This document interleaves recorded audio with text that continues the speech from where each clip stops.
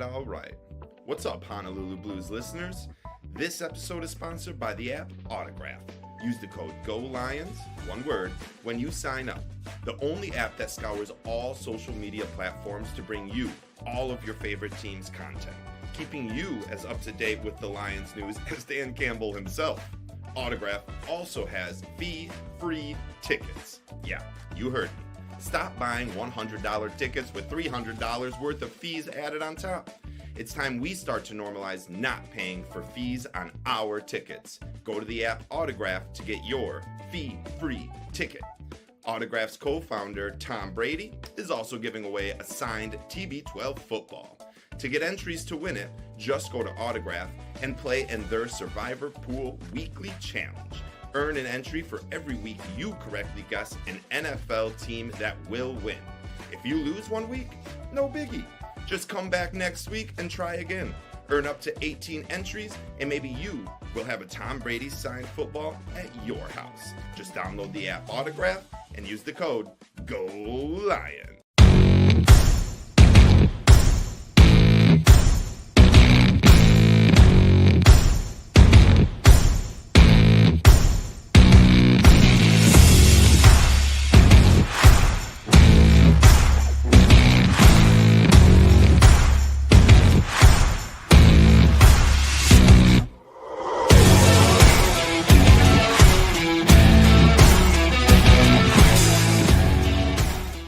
Hey, go Lions! This is the Honolulu Blues Show brought to you by PK and Autograph. The boys are back to talk trades, break down the Lions-Packers game, and to preview the Lions-Texans Sunday Night Showdown. Per usual, I'm Nick Faber. To my left on the screen is Adam.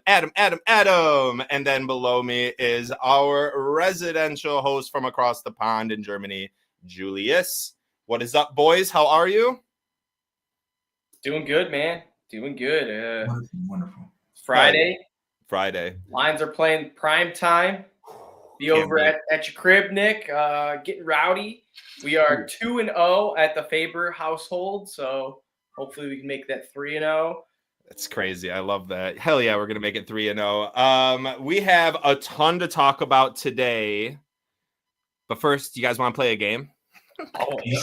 Let's play a game. This is a trivia game. We got 2 questions each. That's it. Just both of you guys got 2 questions. You'll have a chance to answer. If you get it wrong, the other person will have a chance to answer and steal your point. Whoever has the most points at the end wins. If it's a tie, it's a tie. We'll move on. Adam won last week's fun little mini game, so we'll see how it goes this week.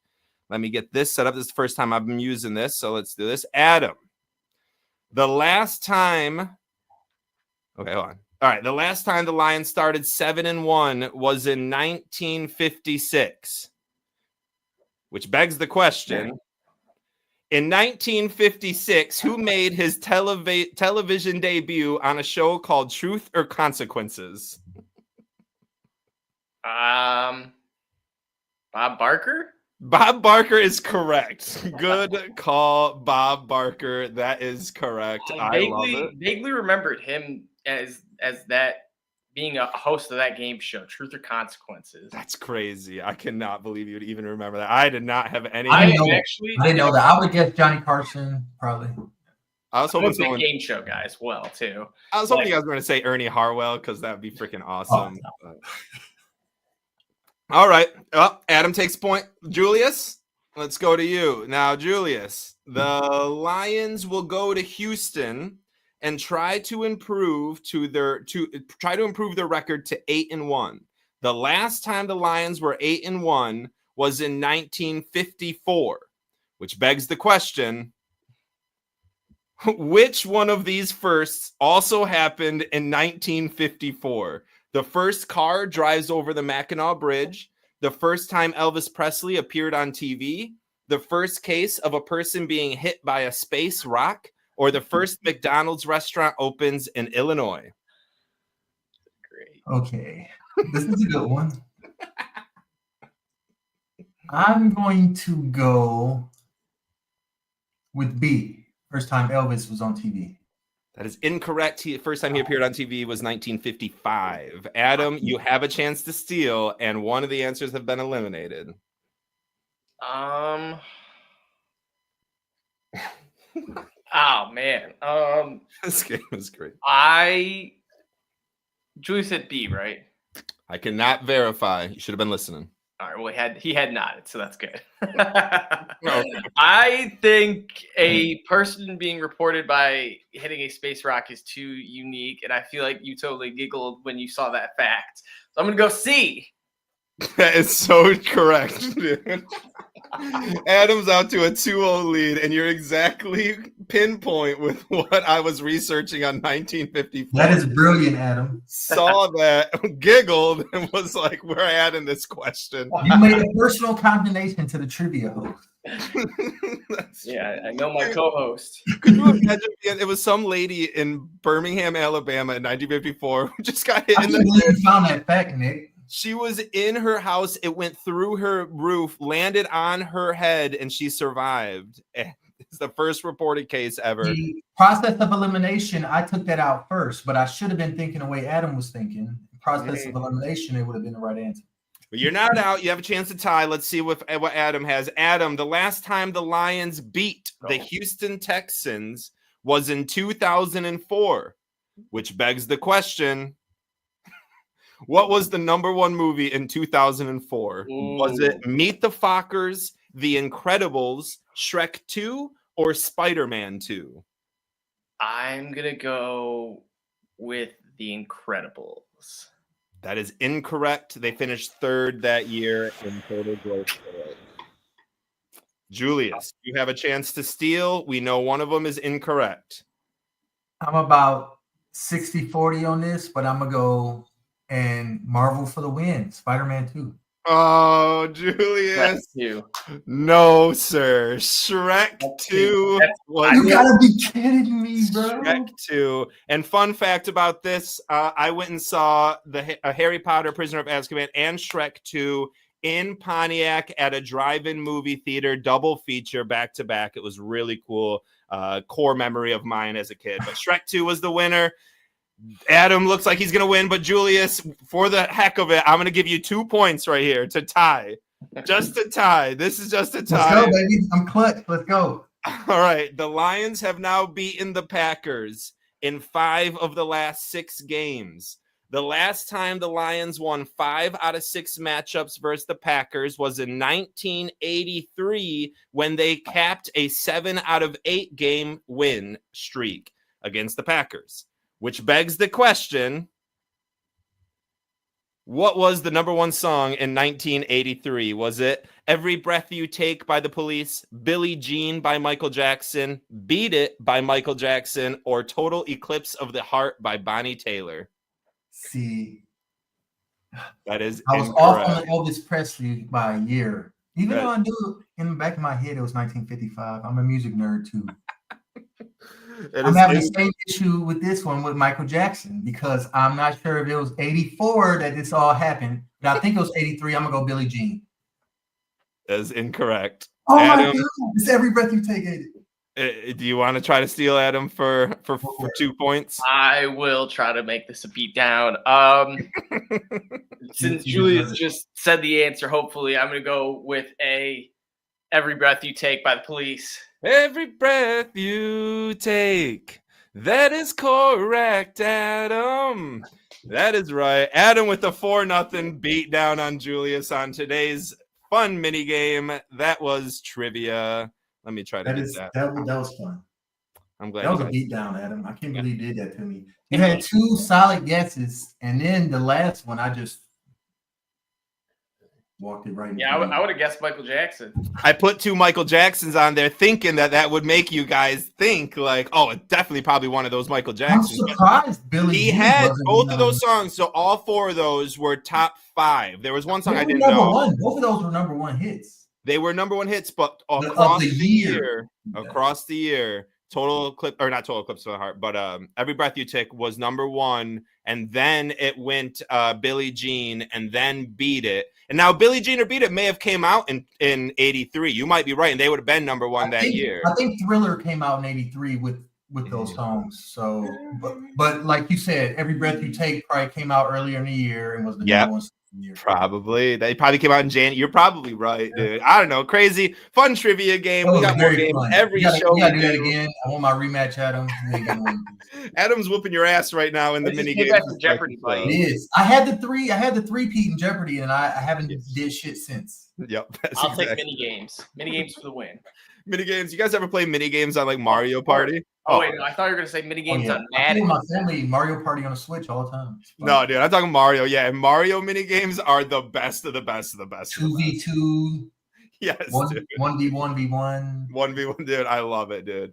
Me, my wife, my kid play all the time. Anyways, who cares about that? Let's talk about the Lions. Let's get into something. I don't know what we're gonna get into. Let's get into the news.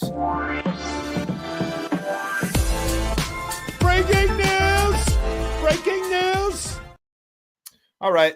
We had some pretty freaking crazy news. I was sure this wasn't going to happen. I asked you guys pretty much every week for the last couple months, or at least a month. The Lions add an edge rusher, Za'Darius Smith, and a 7th-round pick in 2026 in exchange for a 5th-round pick in 2025 and a 6th-round pick in 2026. The Browns paid off most of his contract, $11.3 million of it, leaving the Lions to just pay around $600,000.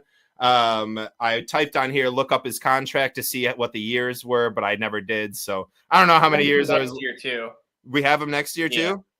That's gross. All right, Adam, you called it a while ago. You literally called it. Like, you didn't just say we're getting someone. You said, keep your eye on this fucking guy named Za'Darius Smith because I think we're going to get him. He loves the NFC North. He's freaking played with every team out here pretty much. So I just want to know, man, like, first off, nice call, but how you feel about the trade? How are you feeling about it? Oh, dude, I absolutely love it. I was listening to Pardon My Take. They had Brian Baldinger on, great NFL analyst, and he had high praise for Za'Darius Smith. He was pretty much saying this dude isn't just your, veteran to come in and play on a pitch count, give you a couple good, snaps, plays here and there. This guy's an every down player, one of the hardest workers, and just still has that juice. And I feel like you can't replace Aiden Hutchinson, but the enthusiasm and energy that he's going to bring to the team, I feel like is going to be a lot. He has played for the Ravens, a great, defensive team that's, been defensively good for the last few years, actually longer than that, and he was on the Packers and the Vikings, so individual rivals. He's got some more motivation. We're here to show him that the Lions are the best NFC North team. You're going to go down telling your kids that you played for the Lions, were drafted by the Ravens, and that's it. You're going to leave out the Vikings and the Packers, because they'll be meaningless when you, hopefully, Za'Darius, help us win a Super Bowl. I absolutely love it. How I came to Za'Darius Smith was I think it was George Schultz tweeted out something. Here's a list of names the Lions could go after the Aiden Hutchinson injury. And Za'Darius Smith tweeted something. There was something where he was like, it was kind of like him alluding to wanting to get traded. And then I saw he played for the Vikings and the Packers. And I was like, oh, this makes sense. Bring him on. Bring him to Detroit. So love the move. I think it's going to be a huge addition. I think we're going to see it this Sunday against the Texans. I hope so. I really do hope so. And then, Julius, just, what grade would you give this, and how do you feel overall about it? Based on the trade terms, I would give this grade an A. We gave up late round draft capital. We returned a little bit of late round draft capital. Picked up a player who is a veteran. He's also an Iron Man, pretty reliable. He has a little injury history. Of course, he's like 34, I believe, but you can rely on him to stay on the field. I'm looking at his contract terms right now. He signed a 2-year, $23 million deal with the Cleveland Browns. They were going for it. Obviously, it didn't work out. 10.7 of that was a signing bonus that they already paid out. So his base salary, the Lions are actually only $600,000 against the cap with Za'Darius Smith this season. It's an easy out with 1.5 next year if they wanted to get out. And then the third year, of course, he would be a free agent by that time. I'm sure he'd be headed for retirement. I give this a A grade. I love that. I was super opposed for any trades. I truly thought that the difference of a guy off the couch and some mid-tier guy that we can trade for wasn't going to move the needle enough for me. I did not realize that Brad Holmes was going to go out and cook the Browns. Like, this is just phenomenal. I had no idea this is what the trade, this is what we'd have to give up to get him. I think the one thing that needs to be called out, I think everything is great. I agree, on the trade and all this, but to play like or not even devil's advocate, but just to keep our brains turning, you know what I mean? You always need to continue thinking about next year and the following year and all of this. This is a great impactful move for immediate success, and it should be very successful for next year when we have him along with Hutchinson. But next year we do now not have a 3rd round and a 5th round pick.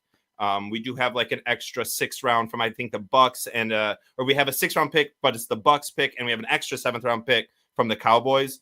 Nothing crazy because the 5th round pick is a 5th round pick. I mean, what are we really talking about when it comes to that? I know Brad Holmes is great late, but we might not see fruition of that for a few years. But just something to keep in mind. Our draft capital is getting a little bit lower when it comes to next year. So I wouldn't mind seeing something where maybe we trade back from the 1st round. After we win the Super Bowl, we have the 32nd pick. Someone wants to trade up to the 1st round to get a quarterback with a 5th-year option on them. We can trade back and acquire a new 3rd or 5th round pick. That's kind of what I'm hoping to see. But again, I just want to keep everyone's mind on it. Some other news broke out yesterday and today. We waived freaking undrafted standout. Like, the dude looked like he was about to be our wide receiver 3, Isaiah Williams, undrafted free agent out of Illinois University, played really, really, really well.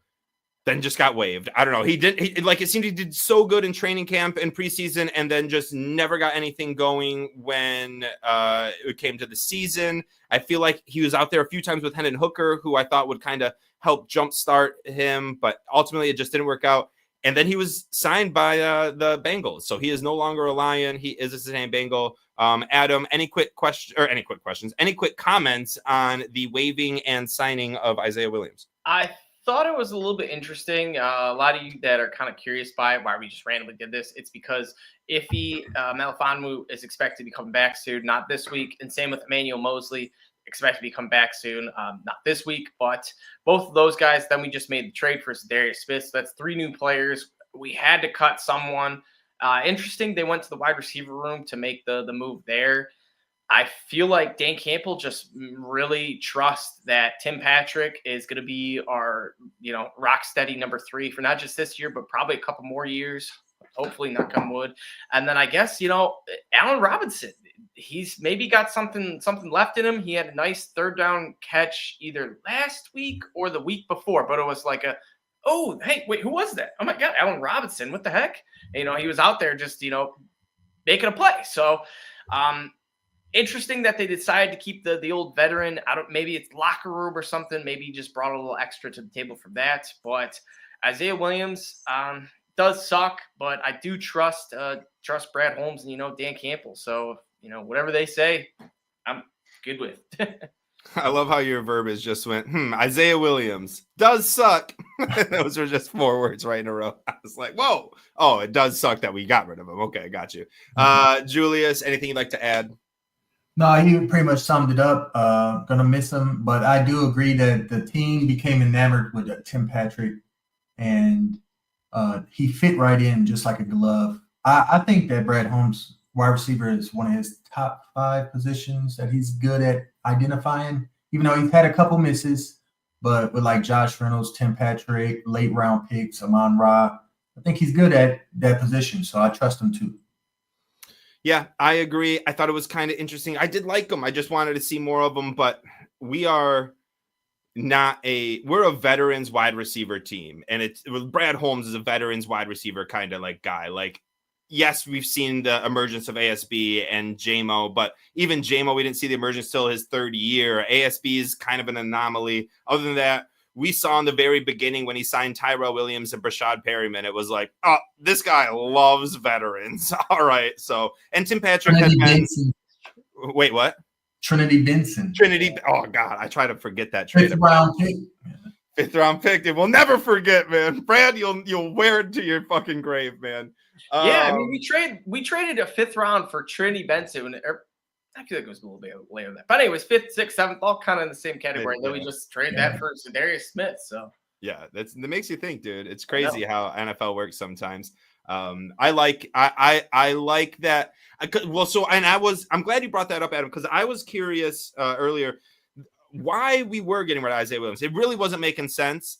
And I knew that Emmanuel Mosley and Iffy were like doing their thing, kind of coming back and whatnot. But that all makes sense. So that is definitely the reason, which is great to see. I want to see Iffy and Mosley back. Can you imagine our secondary, which is already just superb, with the addition of Mosley and Iffy, who are both just like salivating, drooling, foaming at the mouth, trying to like get into the reps and get reps in NFL games, get film on tape. So I'm all excited about that. Let's get to the Packers-Lions recap.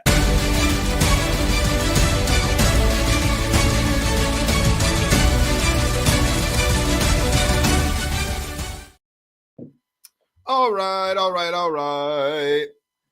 I loved this game. It started out hot right from the beginning. Like before anyone even stepped onto the field, it started out hot. Amon-Ra St. Brown comes out of the bus wearing a Green Bay Sucks sweater, and it was just freaking beautiful to see. Adam, how do you really feel about the Lions-Packers rivalry right now? I think it is brewing. I think it pretty much the NFC North, what it really has seemed like the rivalry for like those 2-3 years is just the top two teams. And it seemed like maybe the Bears were going to do that with Caleb and all their crazy stuff they did. But I'm not sold on the Bears until they get a legit head coach and Caleb starts proving something. And then the Vikings seem to, be superstars, I guess. They'll always have, Justin Jefferson, best wide receiver in the league, if not, second or third behind Amon-Ra and Jamar Chase, who just went off last night. And I do think this is a rivalry brewing. I expect the Packers to stay relevant for probably just as long as the Lions, maybe. It just seems like the Packers have been relevant since Brett Favre, and they just keep finding new quarterbacks. That's just their MO. So I do fully expect them to, ride Jordan Love into the sunset. Maybe he gets a couple playoff wins or something. Then they'll find a new quarterback that looks good and hopefully takes all their money. But this is a fun little rivalry starting, and I'm excited that the Lions are kind of dominating the Packers for once. It feels great. It's such a weird alternate universe to me. That's a real universe where it's like the Lions have dominated the Packers and Michigan has dominated Ohio State. Granted, this year might be a little bit different, but last 3 years I will absolutely take. So I don't know. Nebraska held with Ohio State. I like Michigan's odds, even though they're terrible. It's a rivalry game. I wouldn't be surprised. Brady Hoke took it was either Urban Meyer or Jim Tressel to the wire, tried to go for 2 to win it and did not get it, the 2-point conversion. So fun fact. I did not remember that. That's outstanding. 2014. Speaking of Amon-Ra St. Brown, I always love saying his name wrong. ASB had an amazing Tony toe tap catch for a touchdown where he pulled off the headstand. Finished with a team-high 7 catches on 7 targets for 56 yards and a tutty in the rain. Julius, talk to everyone about how special ASB truly is. Amon-Ra St. Brown is already a Lions legend. If his career ended today, he would go in the Lions Ring of Honor right now because, like you mentioned, Adam, for so long, we could not beat the Packers at Lambeau Field. I believe it was from 91 to like 2013. So it was like 21 or 22 games, right, in a row? My entire childhood and my early adulthood. Yeah. Until Stafford finally did it. But for Amon-Ra St. Brown to wear that shirt, flick the bird at Packer fans, I mean, and then catch a touchdown. The game was over. When he caught that touchdown, it sucked the oxygen out of the state of Wisconsin. Preach. And they'll never forget that. Lions fans won't never forget that. Packer fans will never forget that. Amon-Ra St. Brown is already a Lions legend. It's crazy. And it was on 4th down, like Adam said. Like, that was just so nuts, also, dude. Couple little stats on Amon-Ra. He now has the record for most completions in a row for Jared Goff, Amon-Ra. You think maybe Jerry Rice in Montana, Brady and Moss, Travis Kelce and Mahomes. Nuh-uh. It is Jared Goff, Amon-Ra St. Brown, 30 straight completions and counting. So could be more this week. I expect it to be more. But another little crazy thing, I want to say was like Amon-Ra's through 5 years, maybe it was 4 or 5 years. He's got the most receiving yards as a Lions player. And you're thinking like, what? No way. That more than Calvin? That can't be. But yeah, he does. Amon-Ra is like, he may not have the freakish like body and talent and size that Calvin had, but on a pure skill standpoint, they are pretty dang close. Quick shotgun blast question. Gun to your head. Amon-Ra or Calvin in a game to win right now? That's tough. Wow, that's so fun. I'm going with Calvin. I'm not shying away from Calvin because if anything, I can throw it up. I think so. Yeah, I think Calvin. But man, it's the trifecta of Calvin. I go Megatron. He's just so. Did you guys see? It's on YouTube right now. Did you guys see Amon-Ra sit down with Calvin and they do talking? It's called Generations. Oh no, I didn't see it yet. It just came out. I just saw a commercial for it today on NFL Network. It was on Good Morning Football. I showed a little trailer for it. And it's St. Brown asking Calvin like what his favorite plays are, and he's talking about the catch over all the 3 Cincinnati guys, or the day that he went off for like 325 on Dallas. And then they're like sitting down and ASV's talking about his catch last year against the Vikings, where he had it was like a 60-yard catch, like run after catch. It looks really cool. I haven't watched it yet, but for anyone listening, if you're looking for something to watch tonight, after the Red Wings and Pistons games, who are both on at 7, so make sure we're watching. Go Wings, go Stones. Go Wings. Go watch Generations. It's on YouTube. It looks like it'd be pretty cool. Shout out to Amon-Ra St. Brown too. He started it all with that game-winning touchdown his rookie year when we were 0-10 on Christmas Eve against the Vikings. No time left on the clock. That's when this all started. I was at a freaking wedding with no TVs during that period, and all I was doing watching Fancast or the score update on my phone, and we scored, and I was the only one like, ah! And everyone else was like, shh.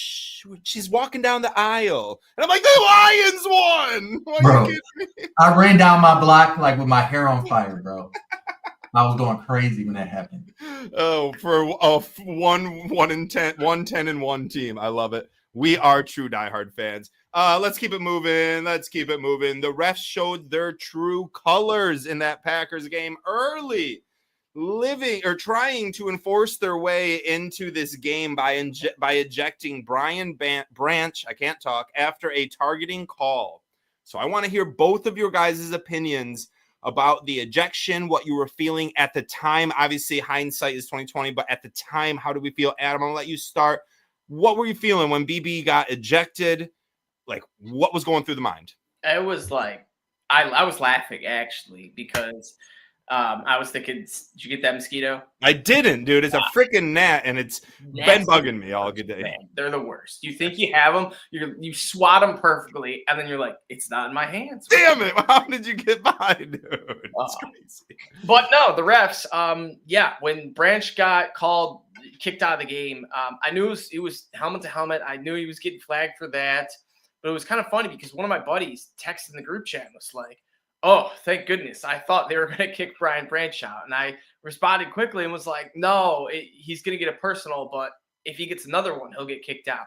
And I don't really know exactly how that works in the NFL, but I want to say if you get like 2 unsportsmanlike or like personal penalties, helmet to helmets, you're automatically out. But New York can make a judgment call if it's, looks too dirty or unnecessary, and they can kick you out. So that's what happened. New York made the call and was like, yeah, get him out of here. This dude's about to wreak havoc against the Packers. We can't have this. We need to have a close game.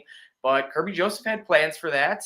And it was truly, when they kicked him out, I started laughing. So I was like, oh, here we go again. Here we go. All right. But believe it or not, there was a couple, I want to say that was like the worst thing that happened to the Lions penalty-wise. I felt like the refs were a little bit fair the majority of the game. But yeah, they start with a full-on ejection, and then they're like, all right, now we'll call a fair game, guys. Don't worry. That's pretty much what happened. So, hey, take Brian Branch off, Aiden Hutchinson off, J-Mo off. We still went into Lambeau and put a beat down on the Packers, which just makes you feel great. Dude, it's literally exactly what I said I wanted last week when we knew, or when J-Mo was, and people were like, no, we're not going to have J-Mo for the Packers game. I'm like, I'm good. We're going to beat him without him, and I want to see us beat him without J-Mo so that they know that they can't beat us even without J-Mo and Hutchinson and Brian Branch at the end of it. Just, I love it, dude. And we're the also, best too, team. J-Mo in that rain, maybe he gets a touch, maybe does something special, but I would not have bet on J-Mo doing much. Maybe he slips a fucking ankle with his twig legs. Like, let's just, may have been a good honestly, thing, dude. Yeah, so that's why I was happy. Those two games were against the Titans, which we knew we wouldn't need them, and then outdoors against the Packers, where I would much rather have J-Mo in Ford Field than in Lambeau. And we will get. Ooh, what'd you say? What'd you say, Julius? We also didn't need him for the Packer game. Correct. We just didn't even need him, dude. We didn't need any wide receivers. We could have just won with our run game. And we'll get into all of that. Let's keep it going. Julius, I do want to hear your take on what you were thinking when Brian Branch got ejected at that moment. How were you living life late? It was pretty late for you, so you were probably a little buzzed up a little bit. I want to hear kind of what you were thinking. That was Thursday Night Football, right? That was Sunday 4:25 for us. Sunday. Yeah, so it was like 10 p.m. for me. Yeah. I watched the whole game. It was a very entertaining game, especially from the Lions end. I mean, it was just like the Titans game. It's hard to fall asleep on a game like that when they just won't stop scoring.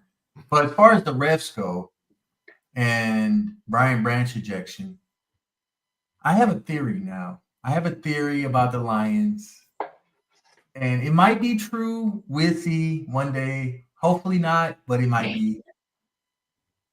I think the Lions culture is so strong.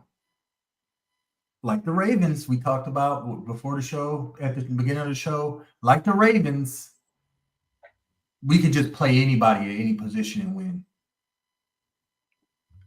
Back up, Jared Goff. I used to think, I said when we lost Hutch, I'm like, oh man, Hutch and Jared Goff are two players that we just can't lose, and probably Penei Sewell, and maybe a mroe. They can miss a game or two. I won't even be worried. You know what I'm saying?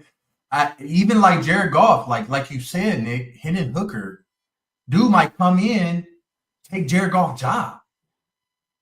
This dude is a mobile quarterback. We don't know what we got, like the depth and the culture that's been built. I think we're ref proof. I think we're injury proof. And the NFL and the refs, I mean, when it first happened, I was pissed. I thought it was, this is about to go that way because I just got that SOL PTSD. It takes years to get over that. Listeners know, you guys know. Start tweaking, having flashbacks and shit, and then it didn't come to fruition. Like you said, Adam, the Packers were so bad that the penalties was negligent, the ones that we did have. And like I said, that's my new theory about the Lions. I love that, dude. I love it. BNL, baby. Bare naked ladies. Brand new Lions, dude. Woo, woo, woo, woo, woo, woo, woo. I love it.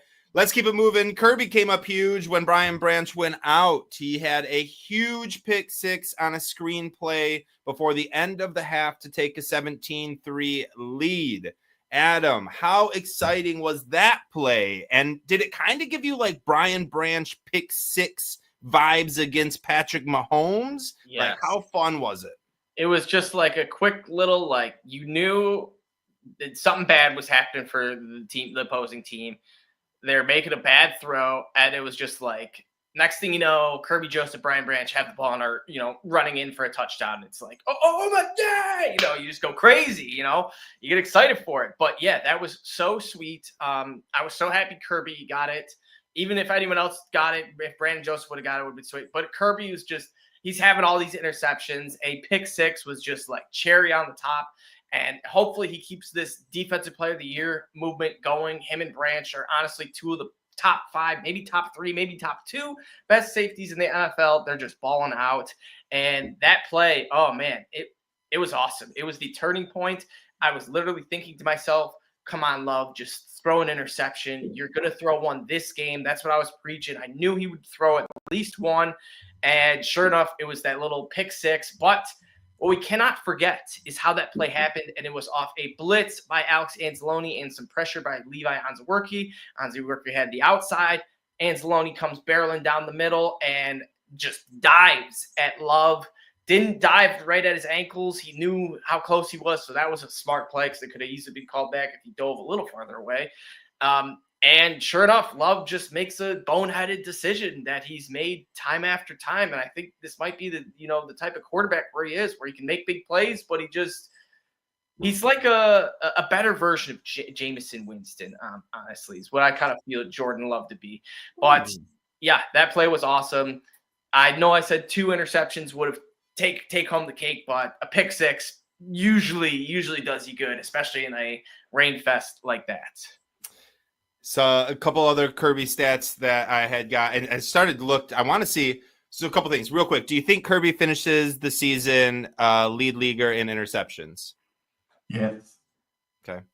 I think so, yes. It just seems like he's just one of those dudes. Like, you know how Ed Reed, I don't want to compare him exactly to Ed Reed, but they have had the most interceptions through first 14 games or something. It was a little stat that it was Ed Reed and Kirby Joseph. But I feel like the ball just goes to Kirby Joseph all the time. Like, any type of interception, if it's, a jump ball, if it's one of those weird ones where Stafford just is not completely looking and just literally throws it right to him, or if it just gets tipped into his hands, I feel like Kirby has such a nose for the football when it comes for interceptions that, yeah, I think he's either going to be number 1 or I think he'll be tied just because interceptions are an easy stat to tie in.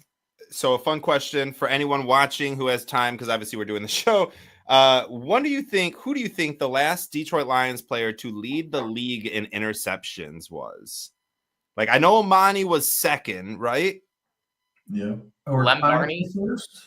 I have no idea. We can all throw out guesses. He was second. I have no idea. Take a wild guess, whatever you want. Anyone watching or anyone on the show not talking, try to figure it out. Bly. It could be Dre Bly. I don't know. It could be Lombardi. I don't know if Dre Bly ever led the league in interceptions, but regardless, Kirby Joseph, what Adam was trying to say, first NFL safety to accumulate at least 14 interceptions through 3 career seasons. And by the way, his 3rd career season is still only halfway done since Hall of Famer Ed Reed in 02 through 04. If we are getting the next Ed Reed in Kirby, it's fucking crazy. It's just things that can't be even talked about, but it's not just Kirby's talent. You get there because of coaching. I thought AG, by sending a safety blitz with 45 seconds to go, with what's most likely going to be a screen pass, was genius. So Julius, it begs the question, do you think Aaron Glenn becomes a head coach next year, and why? If we continue our trajectory on defense and we have a successful playoffs, which to me, the only way that could be measured is if we go further than we went last year. So to the Super Bowl, not winning it, but to it. Right. Aaron Glenn has a 70% chance of leaving. Ben Johnson is also about a 70 or 80. Unless we win the Super Bowl, then I think he's gone. The Bears might chop him up for like a league record or something. But Aaron Glenn has learned a lot in his 3 years as a defensive coordinator, and it helps when you got guys like Kirby Joseph ascending mountaintops. Guys like Aiden Hutchinson, RIP, can't wait to get you back, ascending mountaintops. I mean, the talent is just more there than he had it the first couple years. I mean, those first couple years, those secondaries were historically bad.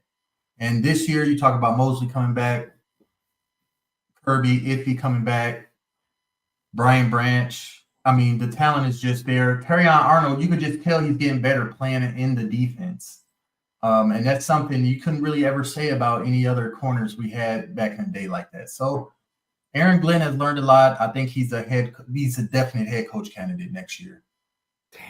Wouldn't that he might even be gone more so than Ben Johnson, honestly. Like, because I feel like he wants it more. I feel like if a team offered Aaron Glenn a job, Ben Johnson turned down. He could have had any job he wanted last year. Not Aaron Glenn. Do you think that's okay? I'm going to dive in a little bit. Do you think that's because how do I word this? Do you think that's because as a minority coach, he may not get as many opportunities and he's as quick as one mid-average season away from never even being thought of as a head coach again, whereas Ben Johnson will have ample opportunities for years and years to come? Or no? Am I making something up with that? There might be a slight historical prejudice mixed into it, but I don't think so. I think it's those historically bad secondaries that he was commandeering the last couple seasons that are more so the cause for him not being a head coach already, more so than race. Got you. Okay. Just curious. I love diving deep with you.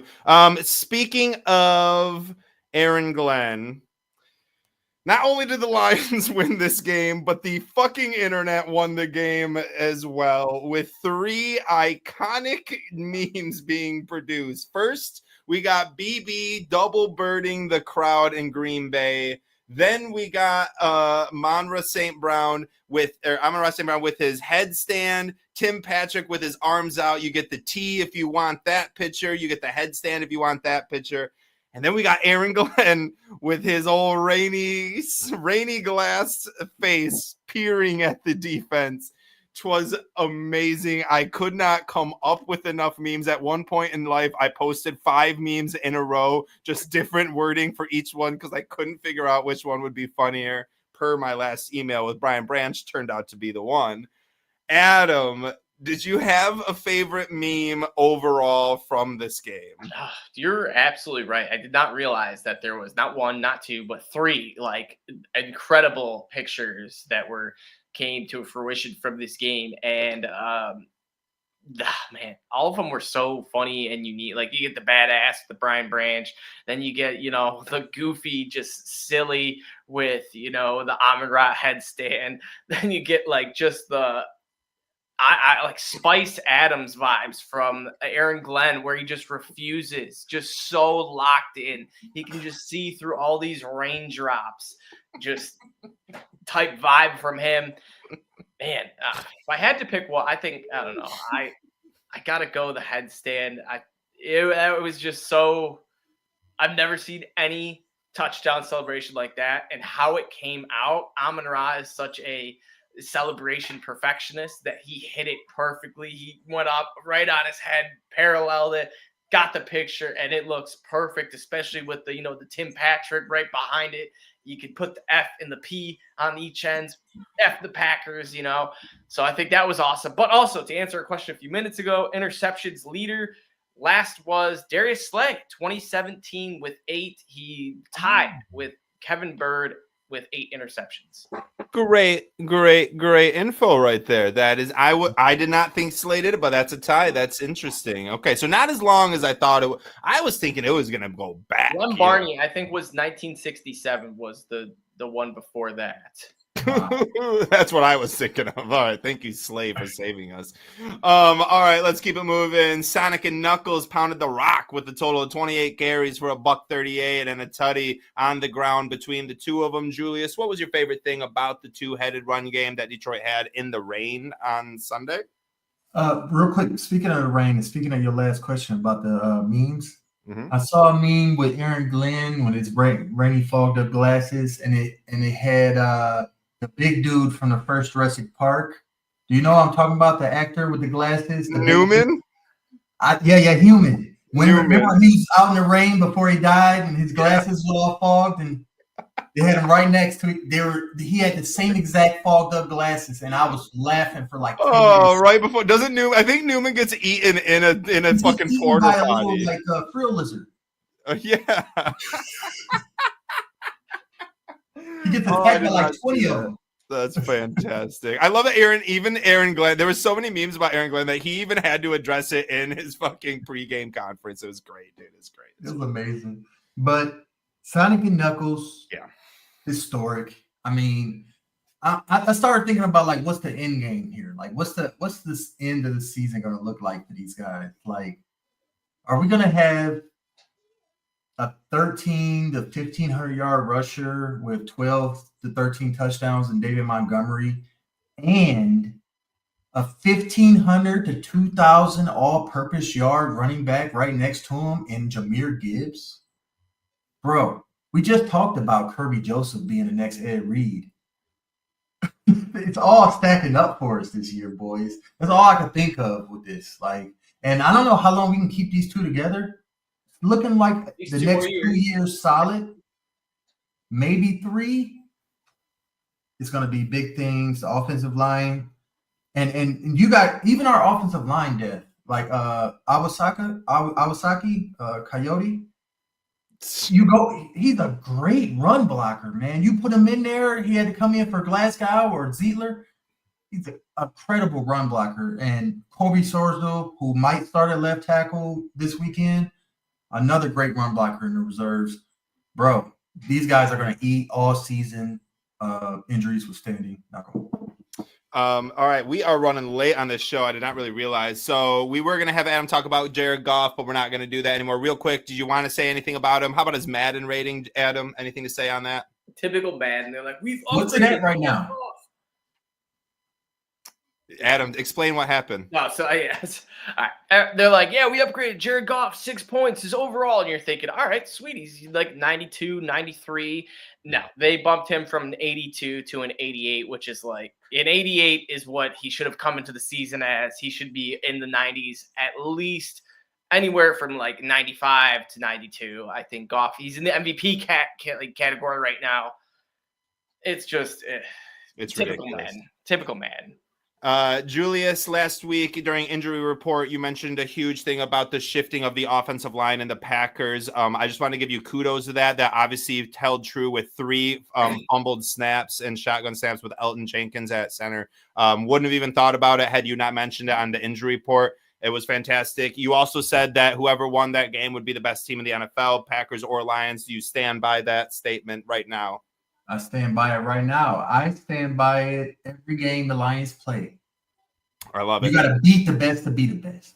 That's true. That's true. That's true. Let's move on to the Houston game here. Houston and the Lions will be facing off for the 6th time in each other's franchise history. Houston currently leads the all-time record at 4-1.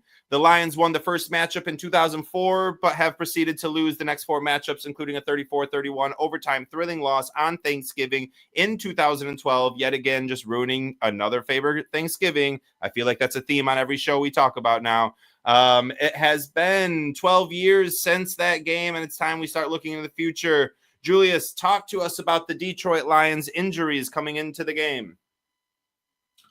The Lions injury report is a little longer than you'll like, especially we talking about friend of the show, another Lions legend, Taylor Decker. He's going to miss this game. Looked like he got hurt. He hurt his shoulder in practice on Thursday somehow, didn't practice on Friday. So what we're talking are on the depth chart, Dan Skipper is listed as his backup. But we all know in the past that the Lions have used Penei Sewell, moved him over to left tackle, his natural position, and he's fared just fine. And have a guy like Kobe Sorsdale, man right tackle, or Dan Skipper. I think they might do that. They have options. Malcolm Rodriguez is also out again this game. Look for Trevor Nowosaki to continue his ascent. Germ, special teams, captain of the team, Jalen Reeves-Maybin will miss this game. Looks like I didn't get ankle. He has some sort of ankle injury. It looks like he also got in practice. Look for Ben Neiman to step up as the linebacker 4 and as a special teams personal protection for Jack Fox. And then like we mentioned earlier, Broderick Martin, Emmanuel Mosley, and Ife Melifonwu are all in their 21-day window, about a couple weeks away, all 3 of them.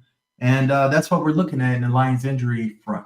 Oh, I liked it better last week when it was like everyone's playing. It sounded a lot better. Adam, what about Houston? How are they looking coming into the Sunday Night Showdown? Of course, all eyes are on Nico Collins, who has been on IR the last 4 weeks with a hamstring injury, which are tricky. We know that with Jahmyr Gibbs from last year.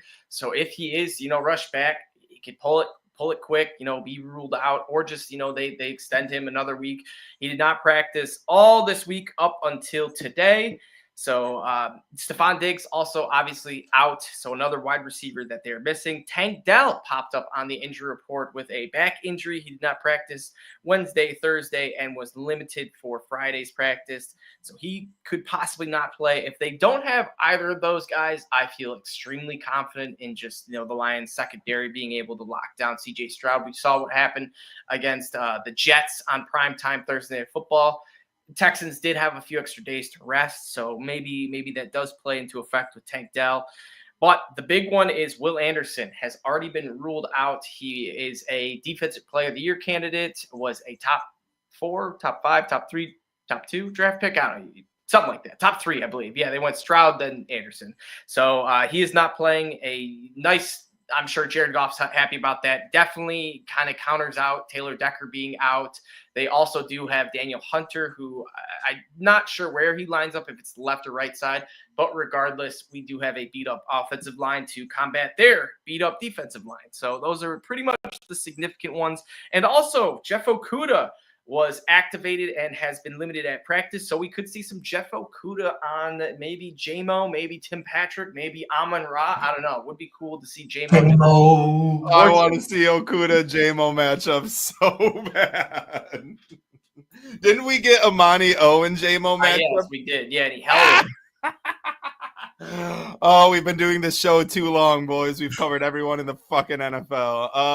I love it. Thank you guys for the injury report. That is your injury report. We are going to have a cool slideshow for that next week. We got a little bit left. We don't have too much time. I'm not going to try to push this so too long. Julius, we'll start with you. Coming into the season, I think everyone marked this game as a possible loss in Houston on the road Sunday Night Football. Are you nervous at all about this game on Sunday night? I'm not nervous at all. I carry the confidence of my head coach and my football team. And right now, we have the confidence of the best team in the league, and I'm not worried. Love that. Adam, the Texans are going to debut their battle red jerseys. What color do you want the Lions to combat it with? I want them to wear either the all blacks or all blues. The either or would be popping on the screen. I think the all reds for the Texans is going to look cool, but it's going to be a bloodbath with all that red, baby. It is going to be. That's why they're wearing the red. They don't want to show any of their blood coming all down. All white marshmallows. I disagree. I like the blood versus Crips game. Bloods versus Crips game. Give me blue. Give me the blueberries. Give me the reds, dude. We'll have some gang shootings at the end. We'll talk. Julius, Sunday Night Football means 2 a.m. start time in Germany. How you feeling about that? I'm feeling pretty good. Reason being, Monday is Veterans Day, national holiday. I am off of work. So Sunday, I have a couple things planned. I have a basketball game. Son has a game. Gonna get some good Thai food. And then I'm going to take a nice long nap and then rest until 2 a.m. and wake up. I love that. Adam, I asked you last week if the Packers game was going to be the toughest game on the schedule so far. I'm going to repeat my question. Will the Texans game be the toughest game for the Lions so far in their season? Yes or no?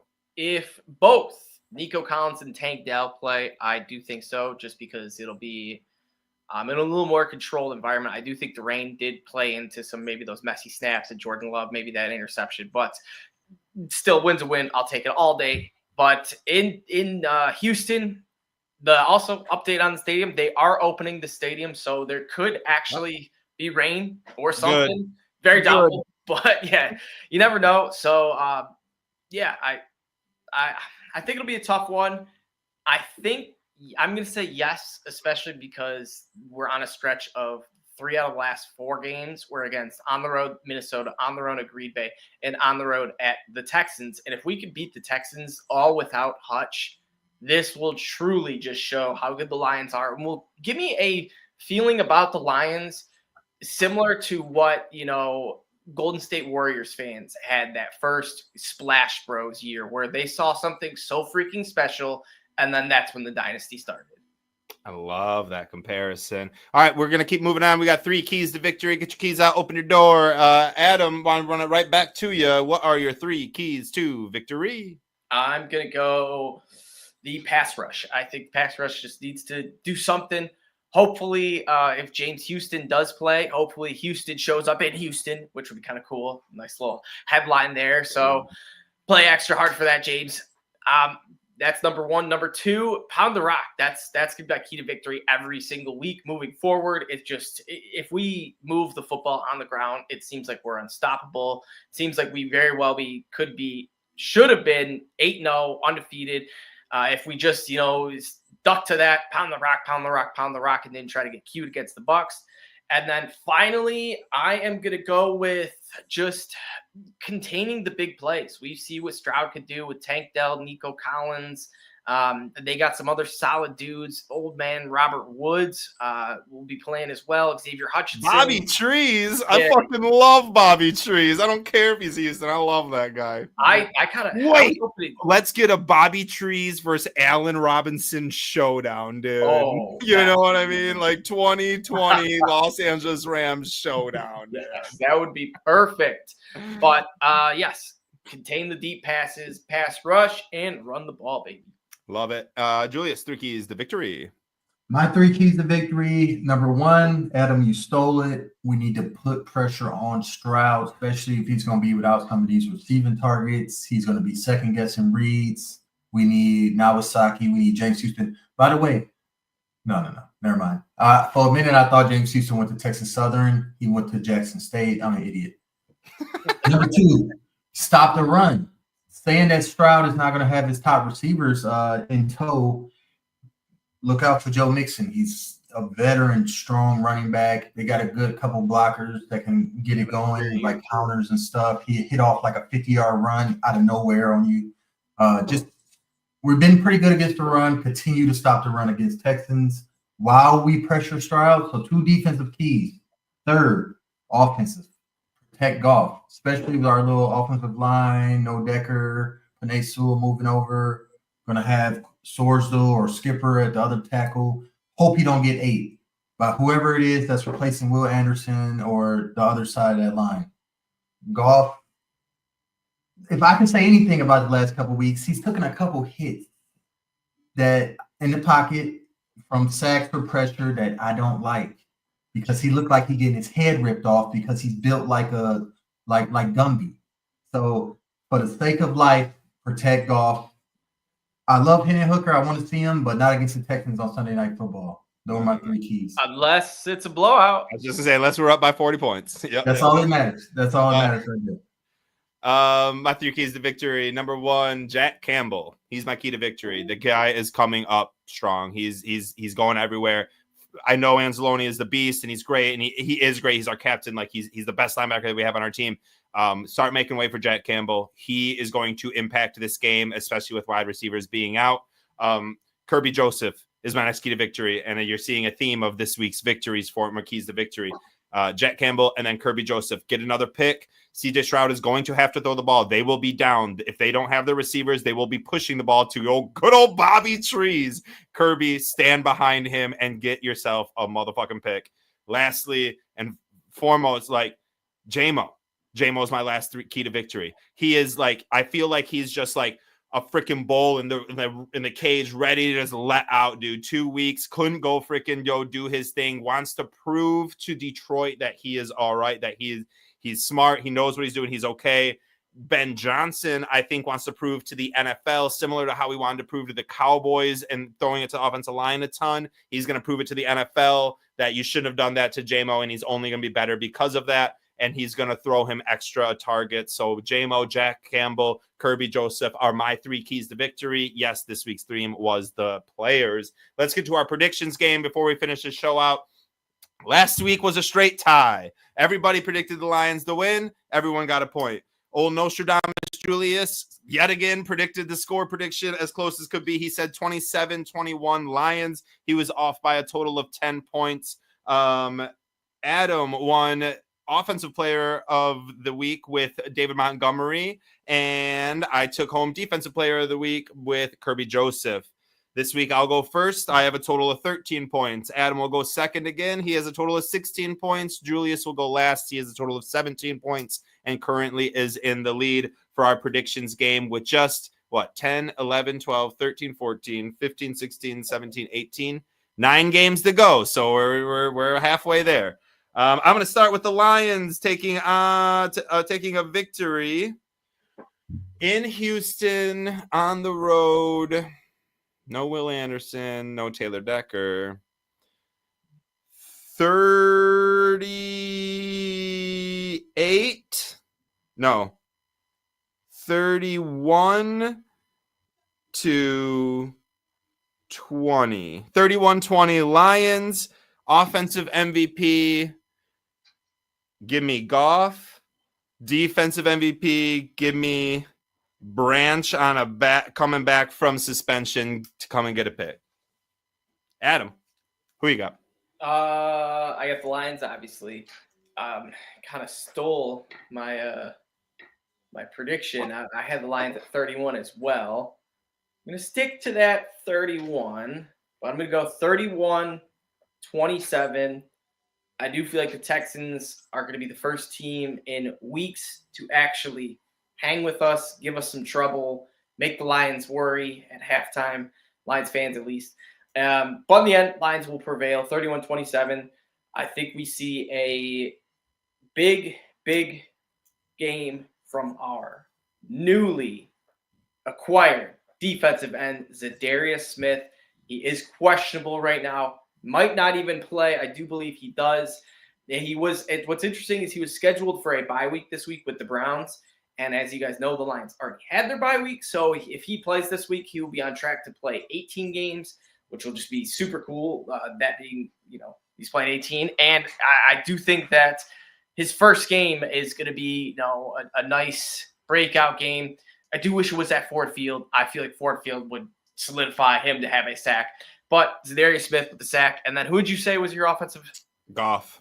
All right. I am going to go with – this is so tough. I thought you were going to take one of my two guys and eliminate for me. I'm going to go with – I got to go Gibbs. I'm wearing his jersey, man. It was so hard not to say J-Mo. I really do feel like J-Mo is going to have a just breakout game because he hasn't really been relevant since this Cowboys game, and that's just a lot of tape to go back on and watch a guy.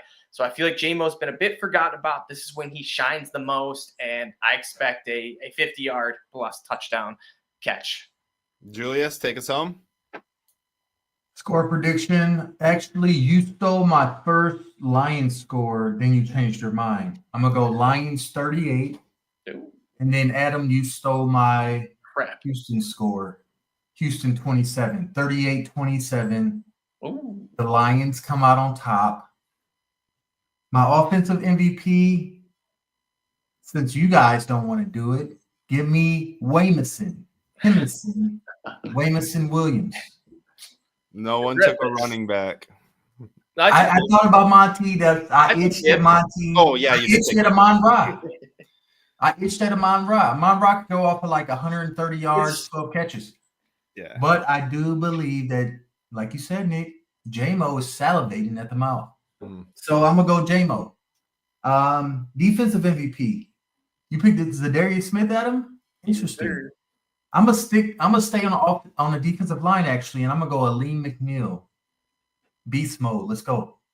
I love it. That's it. So Goff, Gibbs, Waymo, Branch, Za'Darius, McNeil, no Kirby, no ASB, no Monty. Adam, take us out. Yes, sir. As always, check us out at Honolulu Blues. That's the Twitter or X profile. We post all sorts of facts, updates, stats, memes, funny stuff that will get you excited about Detroit Lions. Check us out individually at Nick Faber NFL, the fifth top for Julius, and Everyday FFB for myself. Leave a positive review or negative, Let us know what we're doing wrong, what you want us to do more. We love it all here. But subscribe, something, support the show. But as always, boys and girls, go.